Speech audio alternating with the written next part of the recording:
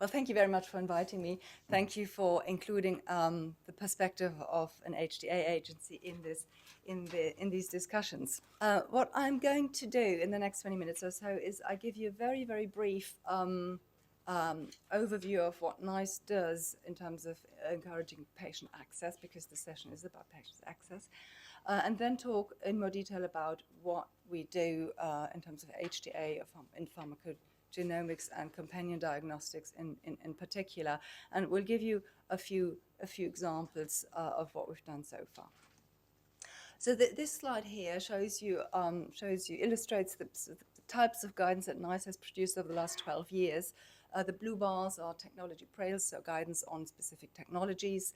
The red bars are clinical guidelines, guidance on the treatment of particular conditions, interventional procedures, public health guidance as well. And in the last few years, the portfolio was increased to include the quality outcomes framework, quality standards, and most recently, and of most interest particularly to this audience, guidance on diagnostics procedures and medical devices. But whatever type of guidance we produce at NICE, the guiding principles are the same. We look at the most robust evidence that we can found and use explicit methods and criteria to make decisions. We involve stakeholders and invite contributions from stakeholders. All the evidence that underpin the decisions are publicly available.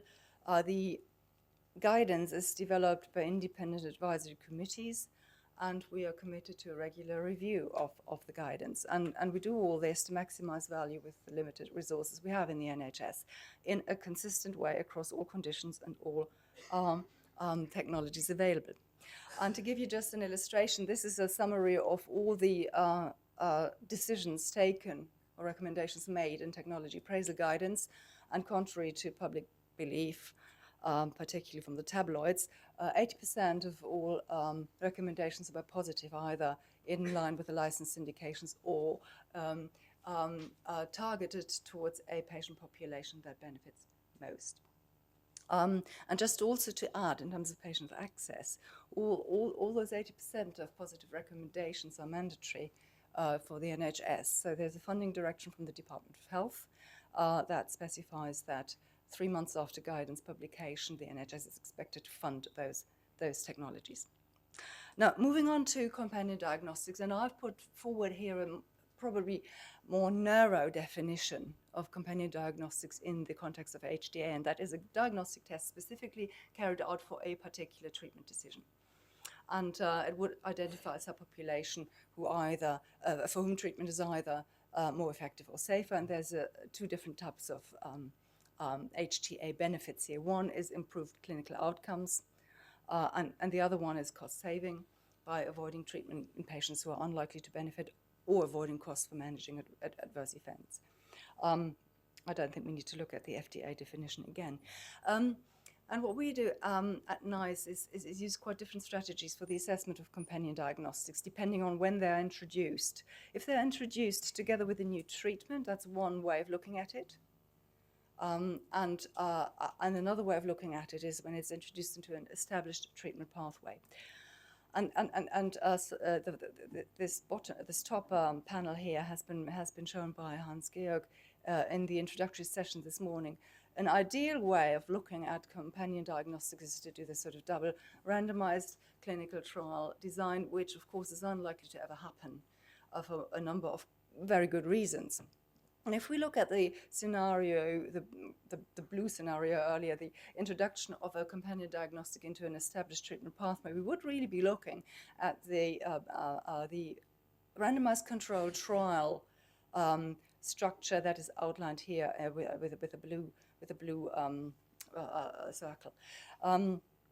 Whereas when we look at the introduction of a companion diagnostic with a new pharmaceutical, what we get usually is just what I've encircled here in yellow, either just a trial in a particular patient population, and then we have testing drug A versus the comparator, or what we've had in the past as well is just a post hoc analysis of archived tissue. So those designs have their problems, and I'll come back to that in a moment. These figures are taken from a really, really important publication that came out this year, an Australian publication that Hans-Georg also referred to, an incredibly useful framework for doing HTA of Companion Diagnostics, which I recommend for everybody to read who's interested in this. So what we do at NICE is if a diagnostic is linked to a new pharmaceutical, we'd be looking at it as a technology appraisal, as part of the appraisal of the new drug.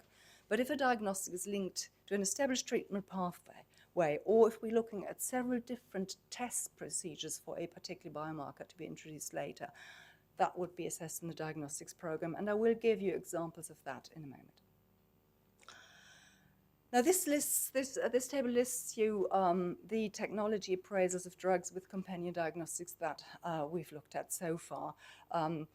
You will notice that this is all about cancer drugs, and you will recognize these drugs, and some of them have been mentioned earlier today.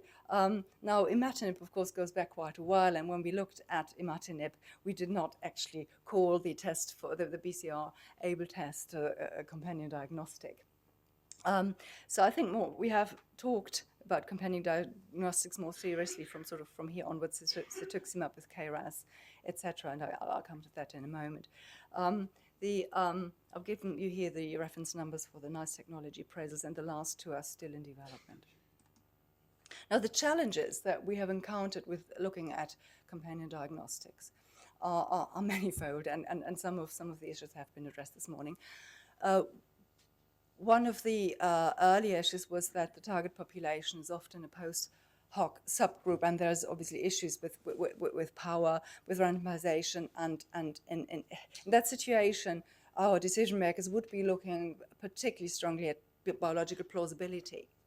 And basically what in the Australian paper is called linkage, the association between the biomarker and the outcome. The other issue is that often comparator data are not available. For example, different from the regulatory concept, in HTA we'd be looking at active comparators, or what is currently done in standard care, and that's often different from placebo. So we might need to do indirect comparisons, and the comparator data may not be available in that particular subgrouped population. The other issues we've had are about the availability and the accuracy of the test. And in the earlier appraisals that we've carried out, this was just informed by clinical opinion and during the appraisal, not supported by any more robust data. And we've heard from the clinicians statements like, "Oh, the test is accurate. It's not a quantitative test. It's a qualitative test, and it can't be wrong." Obviously, but we've heard more detailed information about this earlier, that the tests do vary quite substantially in their accuracy, and depending on obviously what the biomarker is, false positives or false negatives can have serious effects. There is the issue of constant identification of new mutations, and that is difficult to keep up with. Okay, let me just go back one. Okay, I'll give you a couple of 3 examples now. The first drug that we looked at in relation to a true companion diagnostic was cetuximab for colorectal cancer.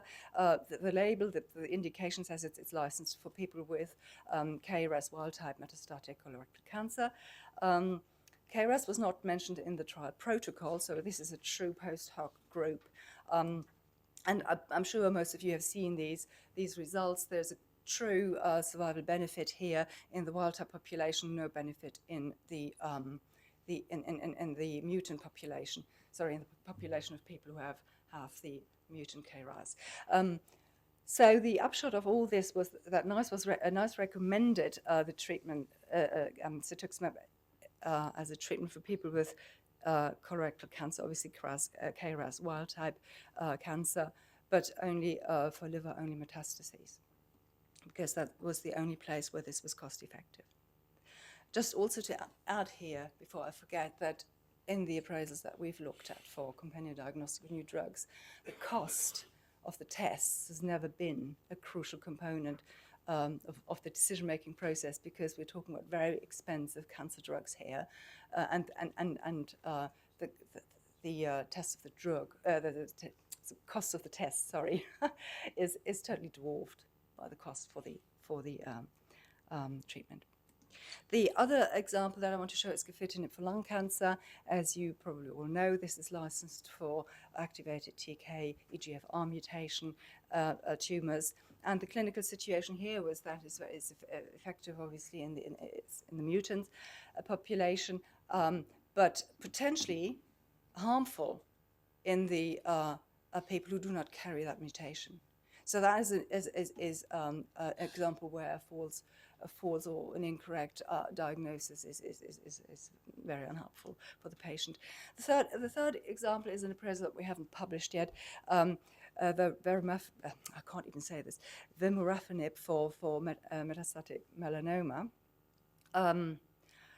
What was easy for us in this case was that the manufacturer of the drug is providing the test, the same test that was used in the clinical trial for free in the UK. So that makes HTA obviously much easier, because we know that we will be dealing in clinical practice with the same identified patient population as in the clinical trial.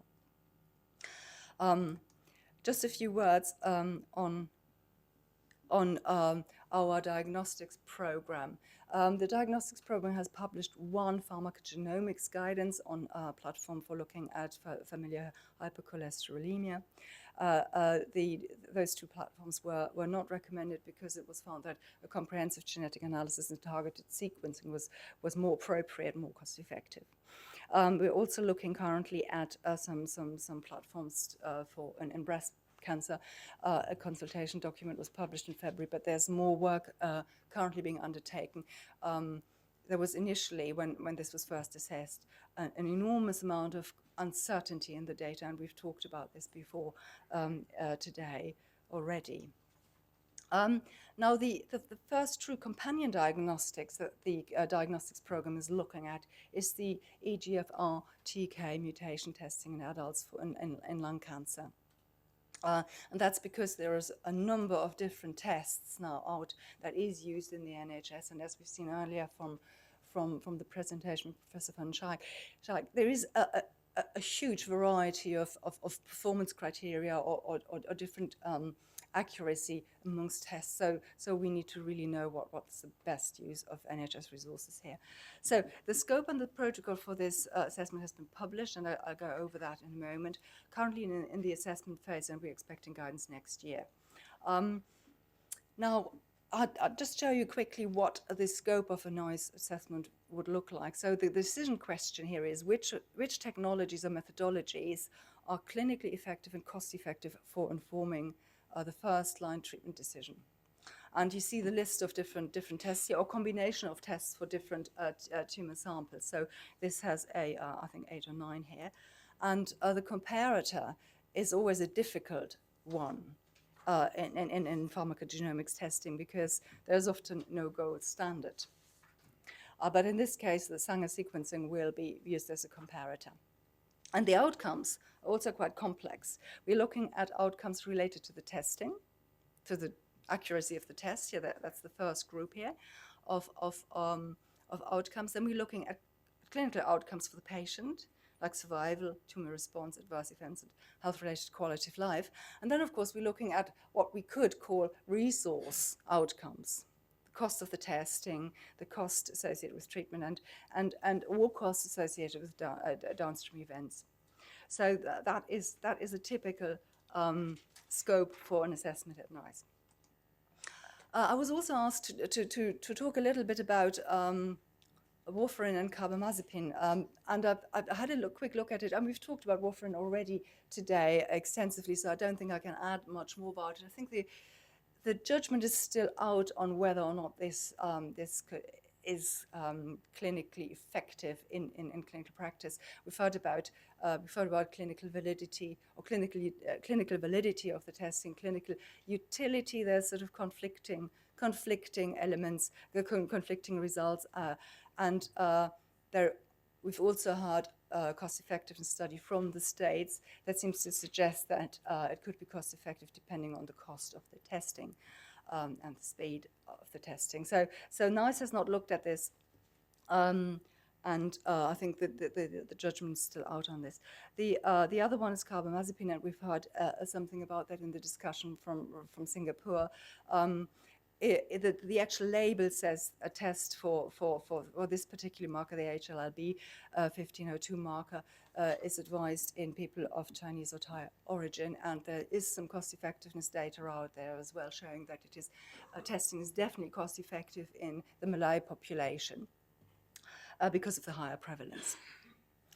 So in the interest of time, I will not go through this. I've appended to the slides. You will have it in your pack. Some references also to pharmacogenomics studies and in the context of pharmacoeconomics.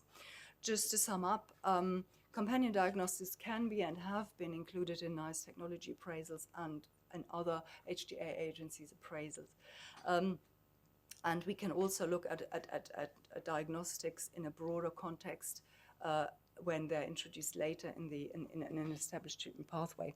There are challenges in the assessments, but they can be overcome, and I think what we've done at NICE is take a very pragmatic approach. The data and evidence requirements will increase. If you want to do pharmacoeconomic assessment, the evidence requirements increase, and currently, I think the data are just often not sufficiently robust, to be honest.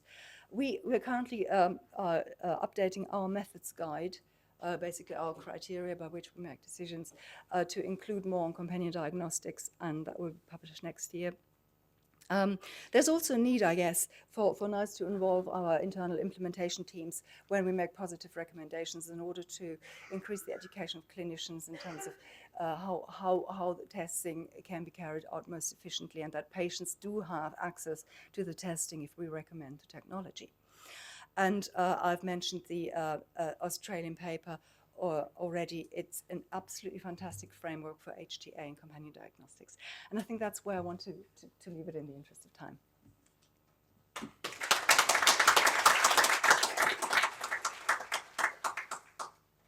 Thank you very much for that insight from the HTA assessment.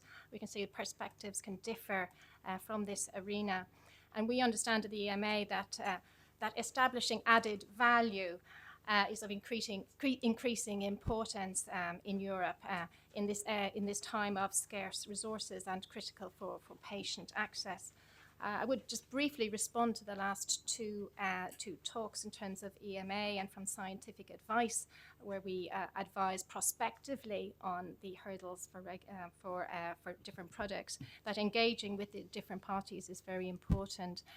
We have patients involved in our advice procedures for rare diseases. We have exchanges with FDA and other regulators on biomarkers and specific products.